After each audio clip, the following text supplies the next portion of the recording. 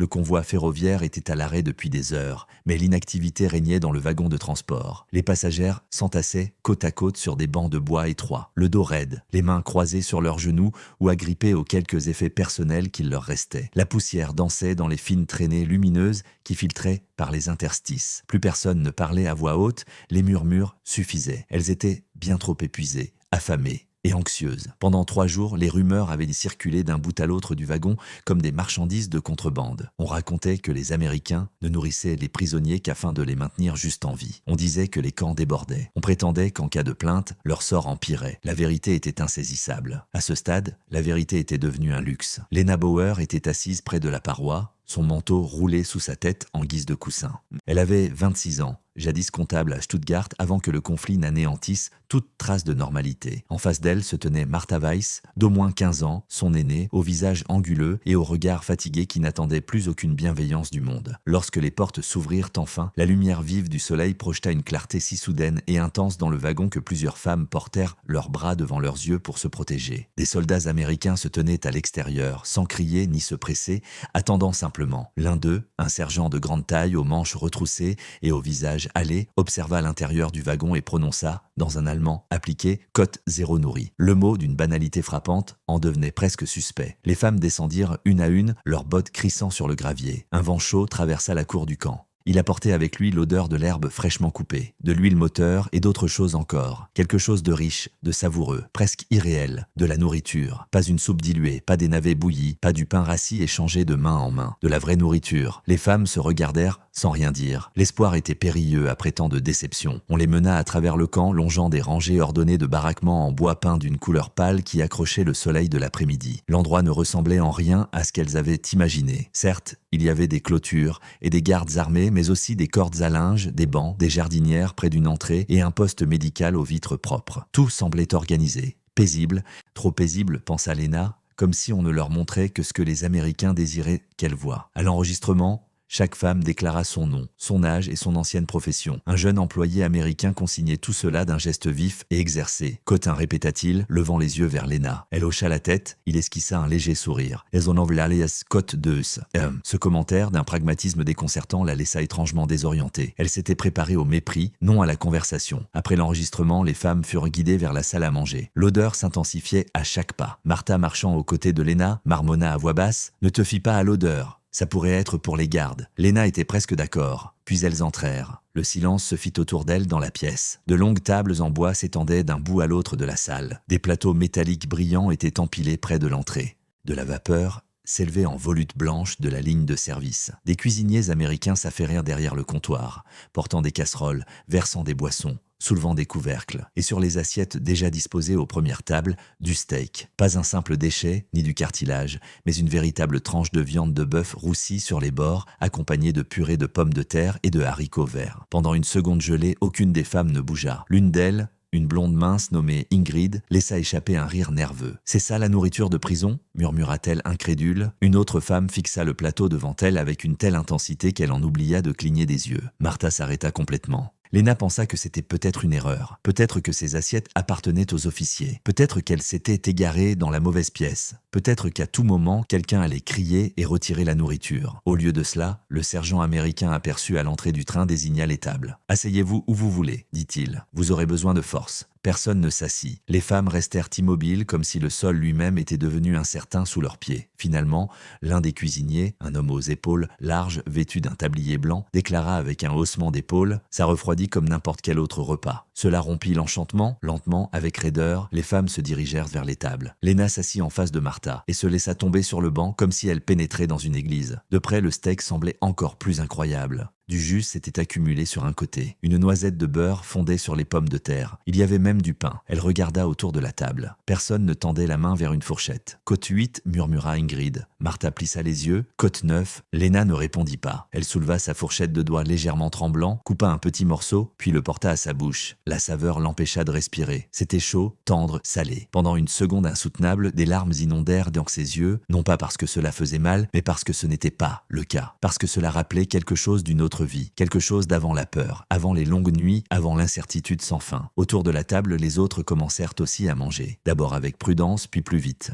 pas de manière désordonnée ou chaotique, mais avec ce silence concentré qui survient lorsque des gens essaient de comprendre un miracle sans encore lui faire confiance. Ingrid couvrit sa bouche de sa main. Ça ne peut pas être réel. De l'autre côté de la pièce, une femme se mit à pleurer doucement en mangeant. Personne ne la railla. Quelques-unes baissèrent les yeux sur leur assiette, clignant des yeux avec détermination. Même Martha, qui avait mis en doute chaque chose depuis leur arrivée, marqua une pause après sa première bouchée. Son expression ne s'adoucit pas véritablement, mais quelque chose en elle se relâcha. « Eh bien, dit-elle après un long silence, si c'est une supercherie, elle est très coûteuse. » Quelques femmes laissèrent échapper de faibles rires épuisés. C'était le premier rire que Lena avait entendu depuis des jours. À l'autre extrémité du couloir, un lieutenant américain fit son entrée, 2 papiers à la main.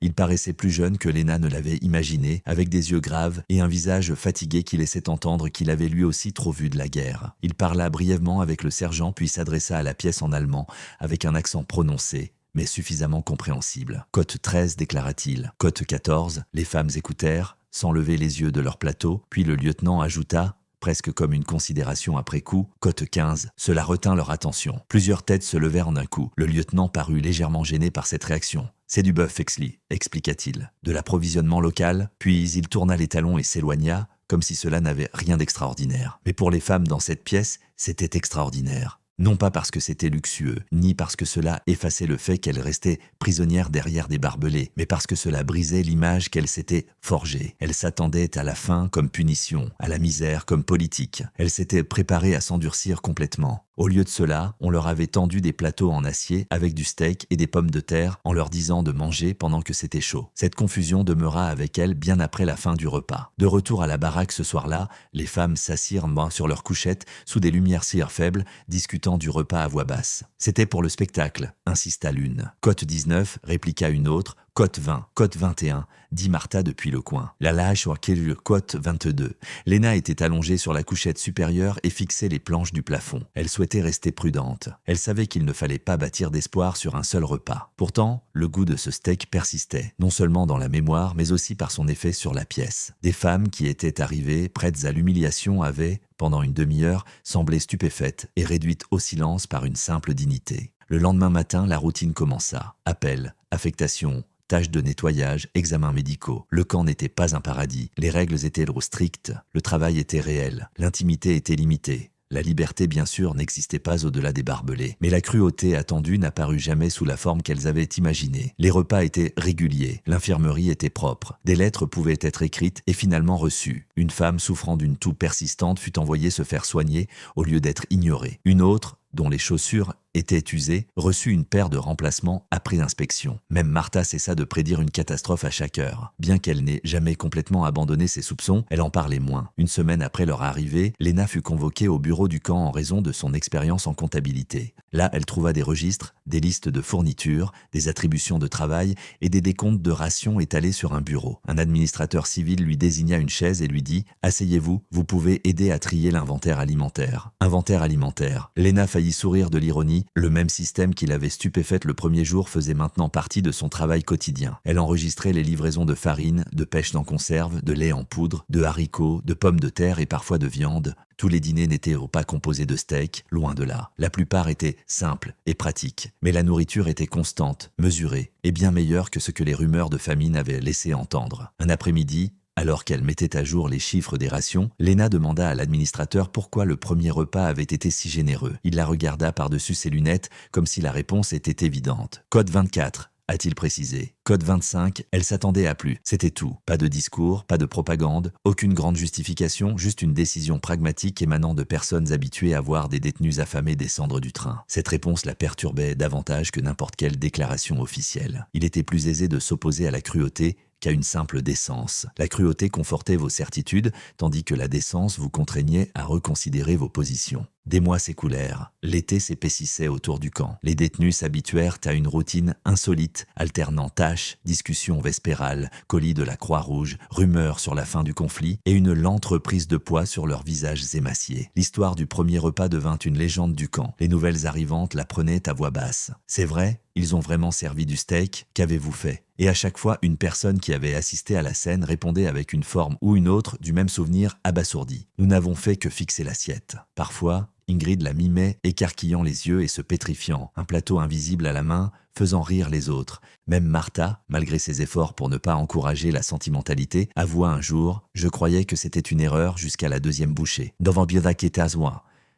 À l'automne, la guerre qui avait tout défini se désagrégeait. Les nouvelles parvenèrent graduellement, puis en torrent. Les femmes parlaient fréquemment de leur foyer, de leurs proches, de ce qui subsistait et de ce qui avait disparu. Certaines aspiraient au départ, d'autres redoutaient ce qui les attendait dans les cités en ruine et les avenirs incertains. Un soir pluvieux, Léna était assise près de la fenêtre du baraquement avec Martha, partageant un thé si insipide qu'il en avait à peine le nom. « Code 29 » demanda Léna. Martha émit un léger ricanement. « Ici à Génier, Code Keoins, stylé à 30. Il était de cote 31. » Martha observa la pluie battre doucement la vitre. « De cote 32, dit-elle, cote 33. » Léna rumina cette phrase. Même l'ennemi, c'était peut-être là l'essentiel. Non pas qu'un unique repas ait transformé le monde, pas que les prisonnières oublient leurs conditions, pas que la souffrance ait disparu parce qu'un plateau contenait du steak plutôt qu'une soupe maigre. Mais dans un réfectoire, un étrange après-midi, une assemblée de femmes qui s'étaient préparées au pire avaient rencontré quelque chose qu'elles ignoraient comment combattre. Une humanité inopinée. Des années plus tard, bien après la disparition des clôtures